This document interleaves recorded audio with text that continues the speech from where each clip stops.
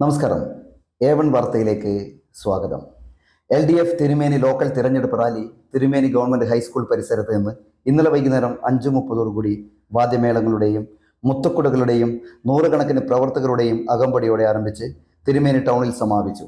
തുടർന്ന് നടന്ന പൊതുസമ്മേളനം SFI അഖിലേന്ത്യാ വൈസ് പ്രസിഡന്റ് ശ്രീ നിതീഷ് നാരായണൻ ഉദ്ഘാടനം ചെയ്തു. ടിമ്മേലി പുലക്കാട്ട് അധ്യക്ഷനായി. Area secretary P. Sasidharan, CBM Thomas, Thirumeni local secretary KM Rajendran, KK Joy, KP Gopalan, KM Shaji എന്നിവർ പ്രസംഗിച്ചു.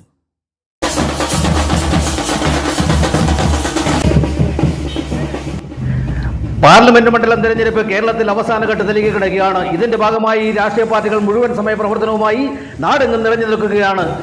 തിരുമേനിയിൽ സംഘടിപ്പിച്ച തെരഞ്ഞെടുപ്പ് റാലി ജനശ്രദ്ധ ആകർഷിച്ചു. മുത്തക്കുടകളുടെയും വാദ്യമേളങ്ങളുടെയും നൂറുകണക്കിന് പ്രവർത്തകരുടെയും അകമ്പടിയോടെ തിരുമേനിയിൽ നിന്നും പുറപ്പെട്ട റാലിയും ടൗണിൽ പൊതുസമ്മേളനവും നടത്തപ്പെട്ടു. റാലിയിൽ SFI ബാലസംഘം കൂട്ടുകാർ അവതരിപ്പിച്ച ഫ്ലാഷ് മോബ് ഏറെ ജനശ്രദ്ധ നേടി. ഇതോടനുബന്ധിച്ച് നടന്ന പൊതുസമ്മേളനം SFI അഖിലേന്ത്യാ vice president doctor Nitheesh Narayanan ഉദ്ഘാടനം ചെയ്തു.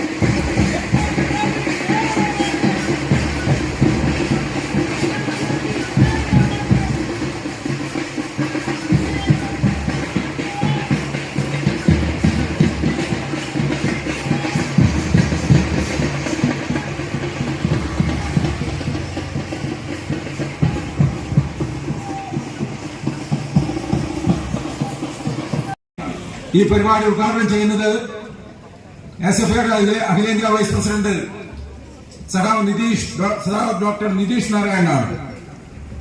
ഡൽഹി യൂണിവേഴ്സിറ്റിയിൽ നിന്ന് അധ്യയനം കഴിഞ്ഞ് ഇവിടെ എത്തിയിരിക്കുന്ന സഖാവ് നിതീഷിനെ ഞാൻ ഹാർദവമായി സ്വാഗതം ചെയ്യുകയാണ്. ഈ പരിപാടിയുടെ അധ്യക്ഷത വഹിക്കുന്നത് കേരള കോൺഗ്രസ് നേതാവ് ശ്രീ ടിമ്മി എലിപ്പിലിക്കാട്ടാണ്. അദ്ദേഹത്തെ സ്വാഗതം ചെയ്യുന്നു. ഈ പരിപാടിയിൽ പങ്കെടുത്തുകൊണ്ട് CPM ഏരിയ സെക്രട്ടറിയും ജില്ലാ കമ്മിറ്റി മെമ്പറുമായ സഖാവ് പി ശശീരൻ സംസാരിക്കുന്നുണ്ട്. അദ്ദേഹത്തെയും ഈ പരിപാടിയിലേക്ക് ഹാർദമായി സ്വാഗതം ചെയ്യുന്നു. ഈ പരിപാടിയിൽ പങ്കെടുത്തുകൊണ്ട് CPM ഏരിയ നേതാക്കളായ സഖാക്കൾ KP Gopalan, KM Shaji, KK Joy, അതുപോലെ ഇടതുപക്ഷ മുന്നണിയിലെ കേരള കോൺഗ്രസിന്റെ നേതാക്കന്മാര് എല്ലാം ഇവിടെ അണിനിരന്നിട്ടുണ്ട്. മുഴുവൻ ആളുകളെയും, എല്ലാ ഇടതുപക്ഷ മുന്നണി നേതാക്കന്മാരെയും മുഴുവൻ ആളുകളെയും എല്ലാവരെയും പേരെടുത്ത് പറയാൻ ഉദ്ദേശിക്കുന്നില്ല. മുഴുവൻ ആളുകളെയും ഒരിക്കൽ കൂടി ഹൃദയംഗവുമായി സ്വാഗതം ചെയ്തുകൊണ്ട് ഇതിന്റെ അധ്യക്ഷസ്ഥാനത്തേക്ക് ശ്രീ അതുപോലെ മുൻകാലത്ത് കഴിഞ്ഞ പ്രാവശ്യം നമ്മൾ ജയിപ്പിച്ചുവിട്ട നമ്മുടെ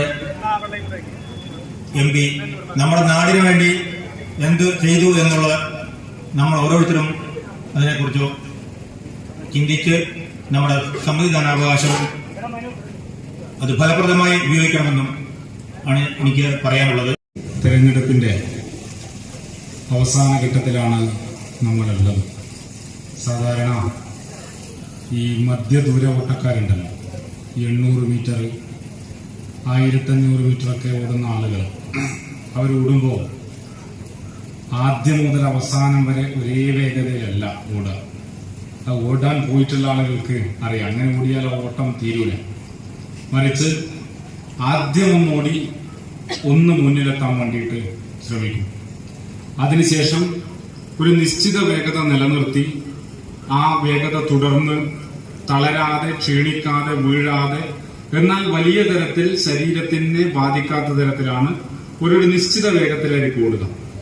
എന്നാൽ അവസാനത്തെ റൗണ്ടിലേക്ക് കയറി കഴിഞ്ഞാൽ, അവസാനത്തെ 100 മീറ്റർ എത്തിക്കഴിഞ്ഞാൽ, പിന്നെ 101ാമത്തെ മീറ്ററിലേക്ക് കാല് വെക്കാൻ ശരീരത്തിന് കരുത്തില്ലെങ്കിൽ പോലും അത് കുഴപ്പമില്ല എന്നുള്ള നിലയിൽ ശരീരത്തിലെ എല്ലാ ഊർജത്തെയും ആവാഹിച്ചെടുത്തുകൊണ്ട് ശരീരത്തിലെ എല്ലാ കരുത്തിനെയും കാലുകളിലേക്ക് പകർന്നു നൽകിക്കൊണ്ട് തങ്ങളുടെ എല്ലാ വേഗതയും സംഹരിച്ചുകൊണ്ടുള്ള ഒരു യാത്ര, ഒരു ഓട്ടം നടത്തും.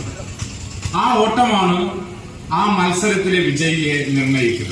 ആ ഓട്ടമാണ് മത്സരത്തിലെ വിജയത്തിന്റെ മധുരത്തെ തീരുമാനിക്കുക.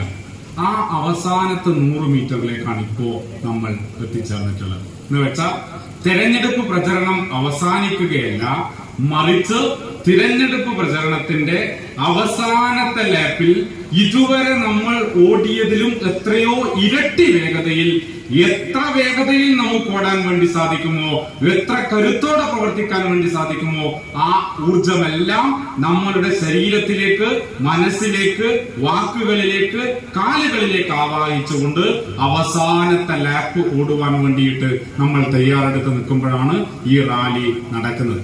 നേരത്തെ സൂചിപ്പിച്ചു, ഇതിന്റെ സ്വാഗതം സംസാരിക്കുന്ന സമയത്ത് ഇന്ത്യൻ ജനാധിപത്യത്തെ സംബന്ധിച്ചിടത്തോളം വളരെ നിർണായകമാണ് ഈ തെരഞ്ഞെടുപ്പ് എന്നുള്ളത്. എല്ലാ തെരഞ്ഞെടുപ്പും നിർണായകമായിട്ടുള്ള തെരഞ്ഞെടുപ്പാണ്. എല്ലാ തെരഞ്ഞെടുപ്പും പ്രാധാന്യമുള്ള തെരഞ്ഞെടുപ്പും ആണ്.